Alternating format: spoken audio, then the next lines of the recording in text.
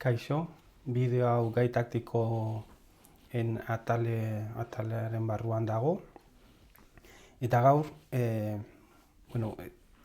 gai taktikoak ikusteko pantailan duzuen liburua jarraituko dugu. Eta gaur hasiko gara lehenengo gai taktikoarekin, eraso bikoitza deritzona. Gai taktiko hau da gehien ematen denetarikoa, eta esan liteke baita ere beste gai taktiko batzuk honen deribazioa edo direla. Naiz eta sakean helburua sake ematea den, hau da, aurkariaren errega harrapatzea, partidetan normalean irabazteko modu izaten da materiala pizkanaka irabaziz joatea. Orduan, partida jolasten gauden bitartean askotan gai taktikoak sortzen dira, beraz, gai taktiko horiek ezagutzea oso baliagarria izango da. Zer da eraso bikoitza? Eraso bikoitza da pieza batek aurkariaren bi pieza mehatxatzen dituenean. Kasu honetan, dorreak, bai zaldia eta bai alfila mehatxatzen ditu aldi berean. Ikusi daiteke, kasu honetan, ez dagoela bi piezak defendatzerik, hau da, beltzek ezin dute bi pieza horietako batekin bestea defendatu, ez ba? Edo defendatzen badute, mehatxupean jarraitzen dut adibidez, zer esan nahi dut horrekin adibidez, alfila hona ekarrita, egia da zaldia defendatzen duela, eta ezingo dugula zaldia jan, baina dorreak kasu horretan alfila jan lezake. Gauza berdina gertatzen da, alfilak zaldia lauki horretatik defendatzen badu. Eta zaldiak era berean, alfila ere defendatu dezake, bai lauki honetatik eta bai lauki honetatik. Baina kasu bi horietan, alfila ezingo dugu jan, baina zaldia jan izango ahalko dugu. Orduan, kasu honetan, zuriek pieza bat irabaztea lortu dute. Orain, bigarren kasua dugu. Kasu honetan, zer ikusten duzue? Alfila hona ekarrita, zaldia defendatua geratzen da, eta alfila ezin da jan dorrarekin, peoi hau dagoelako erdian. Orduan, kasu honetan, eraso bikoitzak ez du funtzionatu.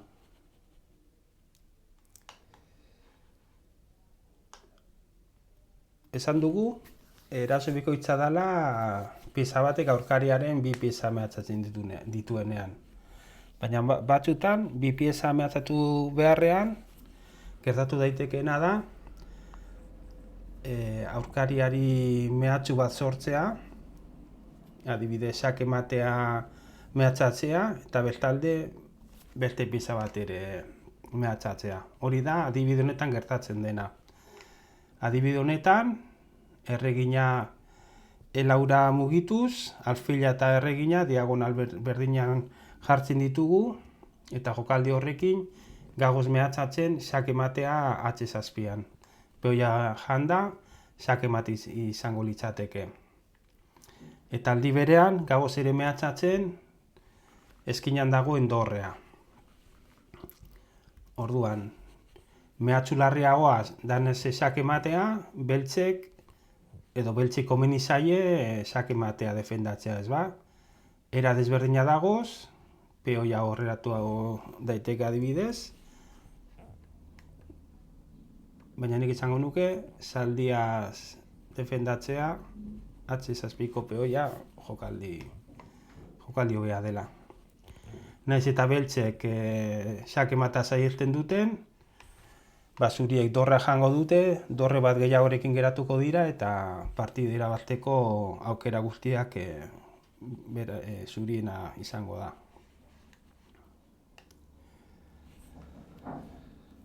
Orain dugu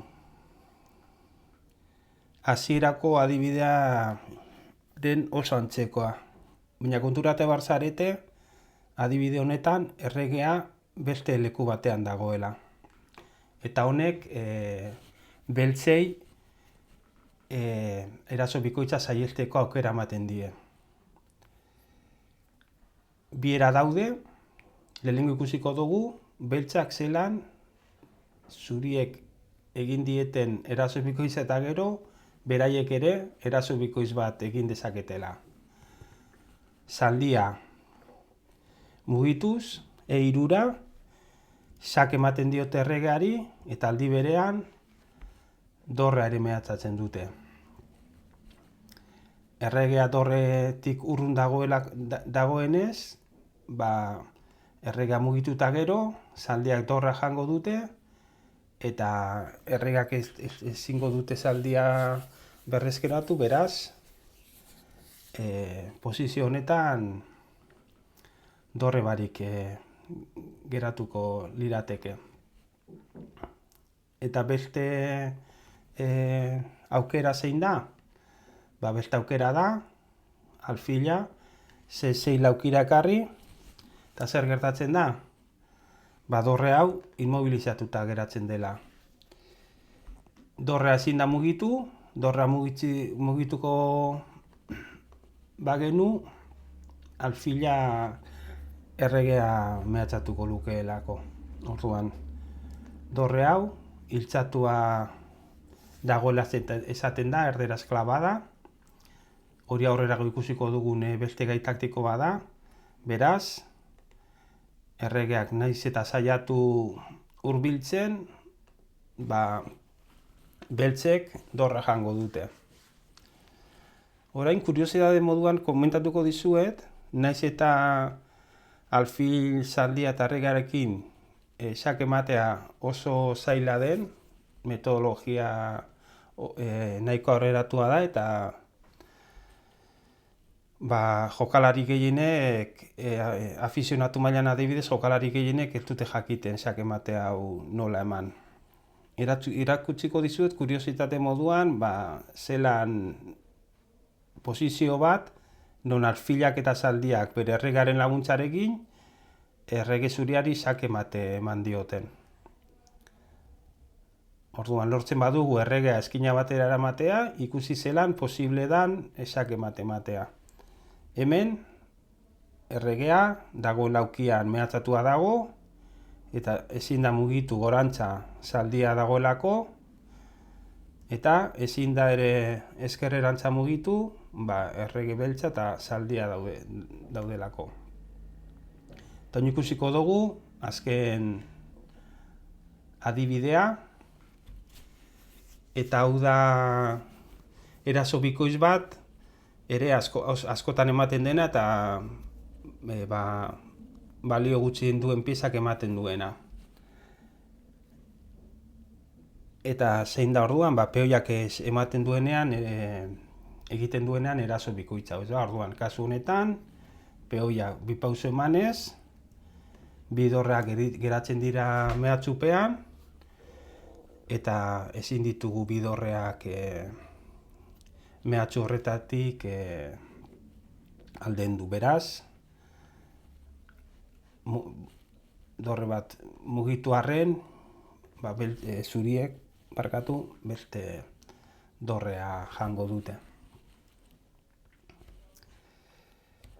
Hau izan da azalpena, orain, hemen pantalla bertan agertuko zaizu esteka bat, link bat,